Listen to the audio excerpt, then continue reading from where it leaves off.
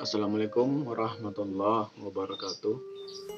Alhamdulillah, puji syukur kita panjatkan kehadirat Allah Subhanahu wa taala atas segala limpahan rahmat dan karunia-Nya yang telah diberikan kepada kita semua sehingga kita dapat menjalankan kegiatan perkuliahan yang sama-sama telah kita rasakan meskipun dalam keadaan online.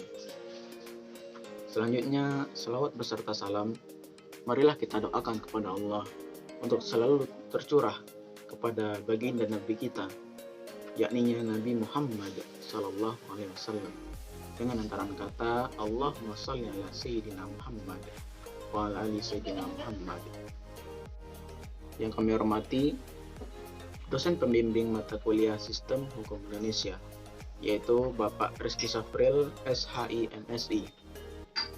Dan selanjutnya kepada teman-teman Sistem Hukum Indonesia Seksi 0154. Perkenalkan, kami dari kelompok 1 terdiri dari 7 orang. Pada kelompok kami membahas tentang pengertian dan ruang lingkup Sistem Hukum Indonesia, yang mana terdiri dari 3 sub bagian pembahasan. Yang pertama, pengertian sistem hukum Indonesia dan ruang lingkupnya. Yang kedua, penamaan mata kuliah sistem hukum Indonesia. Dan yang ketiga adalah manusia dan masyarakat. Pada kali ini saya akan menjelaskan mengenai pengertian dan ruang lingkup sistem hukum Indonesia.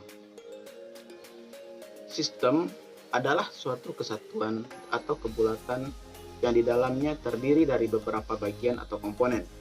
Masing-masing bagian atau komponen saling berhubungan dalam arti saling mempengaruhi dan saling melengkapi untuk mencapai tujuan tertentu. Kemudian hukum adalah suatu sistem, artinya suatu susunan atau tatanan yang teratur dari aturan-aturan hidup. Keseluruhannya terdiri dari bagian-bagian yang berkaitan antara satu dengan yang lainnya. Selanjutnya adalah sistem hukum. Adalah kesatuan utuh dari tatanan-tatanan yang terdiri dari bagian-bagian atau unsur-unsur yang satu sama lainnya saling berhubungan dan saling berkaitan secara erat. Nah, kemudian hakikat dan karakteristik sistem hukum di Indonesia. Karakteristik hukum di Indonesia bersifat positif dan progresif.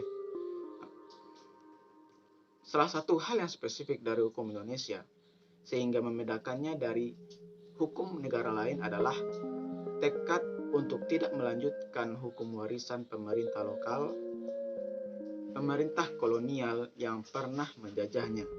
Tekad ini direalisasikan dengan melakukan perubahan fundamental pada hukum warisan kolonial. Kemudian diberlakukannya keanekaragaman atau pluralistis hukum perdata. Yang ketiga, berlakunya hukum tidak tertulis di samping hukum tertulis. Selanjutnya, membentuk hukum nasional yang mampu mengikuti perkembangan masyarakat dan tetap mewadai keanekaragaman hukum adat. Pluralisme hukum di Indonesia. Nah, pluralisme hukum perdata ini disebabkan karena berdasarkan pasal 163 IS, penduduk Hindia Belanda digolongkan menjadi golongan Eropa, Bumi Putra, dan Timur Asing.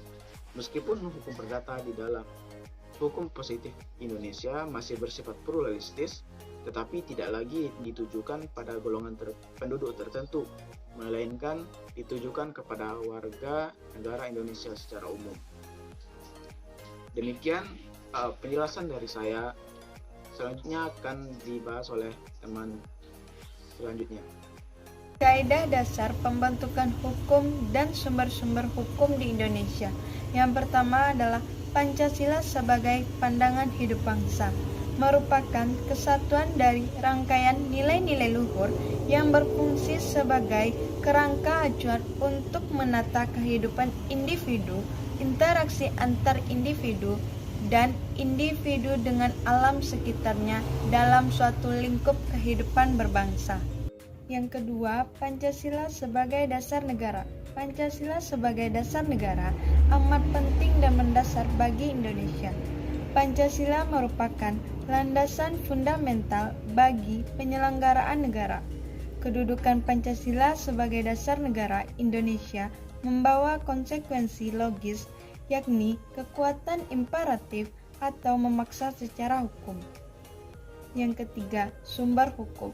Sumber hukum adalah segala apa saja yang menimbulkan aturan-aturan yang mempunyai kekuatan yang bersifat memaksa, yakni aturan-aturan yang kalau dilanggar mengakibatkan sanksi yang tegas dan nyata.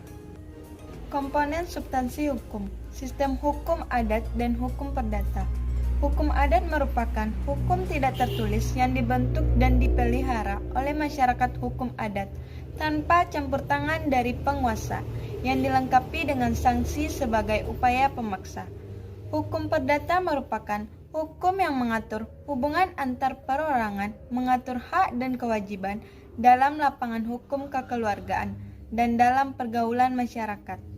Sistem hukum acara perdata Indonesia, aturan hukum yang mengatur bagaimana menegakkan hukum perdata material dengan perantaraan hakim di pengadilan sejak pemajuan gugatan sampai pada pelaksanaan putusan. Sistem hukum pidana dan hukum acara pidana Indonesia. Hukum pidana merupakan bagian dari hukum publik yang mengatur hubungan antara negara dan warga negara. Hukum acara pidana atau hukum formil merupakan ketentuan tentang tata cara proses pekerja pidana. Unsur-unsur bangunan sistem hukum di Indonesia. Yang pertama, sistem hukum adat dan hukum kebiasaan. Yang kedua, sistem hukum perdata. Yang ketiga, sistem hukum acara perdata. Yang keempat, sistem hukum pidana. Yang kelima, sistem hukum acara pidana. Yang keenam, sistem hukum tata negara. Dan yang ketujuh, sistem hukum administrasi negara. Ruang lingkup sistem hukum Indonesia. Komponen yang tercantum di dalam sistem hukum. 1. Materi hukum, yaitu aturan-aturan. 2. Sarana dan prasarana, yaitu mendukung perkembangan hukum. 3. Penegakan hukum seperti polisi dan jaksa. 4. Budaya hukum yang berkaitan dengan kesadaran. 5. Hukum aparat pemerintahan. Ruang lingkup sistem hukum Indonesia. Pengelompokan hukum. Hukum berdasarkan wujudnya, yaitu hukum tertulis dan hukum tidak tertulis. Berdasarkan ruang atau wilayah berlakunya, yaitu hukum lokal, hukum nasional, dan hukum internasional. Berdasarkan waktu yang diaturnya, yaitu hukum yang berlaku saat ini, ius constitutum. Hukum yang berlaku pada waktu yang akan datang, dalam kurung ius constituendum, dan hukum asasi. Hukum menurut sumbernya, yaitu undang-undang hukum biasaan, hukum traktat, dan hukum jurisprudensi. Hukum menurut isinya, yaitu hukum privat, dalam kurung hukum sipil, dan hukum publik. Hukum menurut wujudnya, yaitu hukum objektif dan hukum subjektif. Hukum menurut sifatnya, yaitu hukum yang memaksa dan hukum yang mengatur. Sistem hukum di Indonesia. Sistem hukum Eropa kontinental, dalam kurung civil law system. Sistem hukum ini berkembang di negara-negara Eropa daratan. Karakteristik utama yang menjadi dasar sistem hukum civil law adalah hukum memperoleh kekuatan mengikat karena diwujudkan dalam peraturan-peraturan yang terbentuk undang-undang dan tersusun secara sistematik di dalam kodifikasi. Sistem hukum Anglo-Saxon, dalam kurung Common Law System. Nama lain dari sistem hukum Anglo-Saxon adalah Anglo-America atau Common Law. Sistem hukum Anglo-Saxon merupakan suatu sistem hukum yang didasarkan pada jurisprudensi, yaitu keputusan-keputusan hakim terdahulu yang kemudian menjadi dasar putusan hakim-hakim selanjutnya. Baiklah, saya akan menjelaskan mengenai materi yang kedua, yaitu tentang penamaan mata kuliah Sistem Hukum Indonesia. Sistem Hukum Indonesia merupakan suatu subjek studi yang membahas mengenai ilmu-ilmu dasar hukum seperti pengertian, asas, norma, keadilan sosial, kaidah-kaidah hukum, serta hal-hal yang berhubungan dengan hukum dasar lainnya. Sistem hukum Indonesia ini sangat penting diketahui oleh setiap elemen masyarakat, apalagi bagi kaum terpelajar seperti mahasiswa. Kenapa? Karena mahasiswa menjadi harapan masa depan bangsa. Jika mahasiswa tidak mengerti hukum, lantas bagaimana mereka nantinya memimpin masa depan bangsa Indonesia dan memberikan keadilan terhadap seluruh masyarakatnya. Oleh sebab itu, dengan diadakannya mata kuliah ini pada setiap jurusan ilmu administrasi negara, maka diharapkan mahasiswa dapat berpikir lebih kritis ataupun dapat berpikir terbuka mengenai setiap ketentuan yang ditetapkan oleh pemerintah dengan tidak menerima apapun dari keputusan pemerintah kecuali hal tersebut telah dianggap benar. Dengan mengetahui hukum, maka mahasiswa terlebih dahulu dapat memeriksa kebenaran dari ketentuan yang ditetapkan oleh pemerintah. Karena mahasiswa tersebut telah mengetahui hukum, maka dengan mudah mereka bisa membantah setiap ketentuan yang sebenarnya tidak sesuai dengan kaidah norma hukum yang berlaku di negara Indonesia. Sehingga hasilnya masyarakat dapat terhindar dari ketidakadilan para penguasa. Dari penjelasan tersebutlah kita dapat mengetahui bahwa mata kuliah ini sangat penting dipelajari bagi mahasiswa secara seksama, karena mahasiswa merupakan perwakilan suara rakyat dalam menyampaikan berbagai aspirasi ataupun haknya. Oleh sebab itu, seorang mahasiswa harus mampu berpikir kritis ataupun berpikir terbuka terhadap ketentuan hukum yang sebenarnya, sehingga tidak ikut serta-merta membenarkan setiap ketentuan yang diberikan oleh pemerintah. Manusia dan masyarakat. Hubungan masyarakat dengan keberadaan hukum. Macam-macam hukum, sejarah hukum dan sejarah hukum Indonesia, pengertian hukum, hukum dasar dan konstitusi, hukum dan sosial kemasyarakatan, subjek dan objek hukum, cakap, kewenangan berhak, dan masih banyak materi yang lain. Materi-materi inilah yang nantinya akan kita pelajari pada pembelajaran mata kuliah ini. Berbagai materi tersebut diharapkan mampu memotivasi diri kita dalam memahami dan mengerti hukum dengan baik. Setelah pembelajaran mata kuliah ini, tentu saja wawasan kita sebagai mahasiswa terhadap sistem hukum akan lebih meningkat, dan pemahaman pun akan ikut meningkat. Hingga akhirnya berdampak pada kita yang akan lebih berpikir kritis pada peraturan dan ketentuan yang berlaku. Manusia dan masyarakat. Manusia dan masyarakat adalah makhluk sosial yang tidak dapat dipisahkan dari hukum yang mengatur tatanan kehidupan manusia dari segala bentuk kekacauan. Baiklah, saya Agustina Sari dengan NIM 20042073 akan menjelaskan tentang manusia dan hukum. Indonesia adalah negara hukum. Hal ini berarti bahwa seluruh warga negara dan aparat pemerintahan negara Indonesia dalam bertindak harus berdasarkan aturan hukum yang berlaku.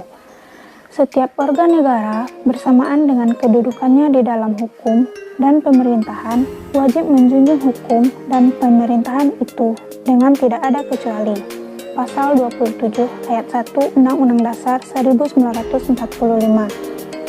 Artinya, negara Indonesia menjamin persamaan di muka hukum tanpa kecuali dalam kehidupan berbangsa dan bernegara.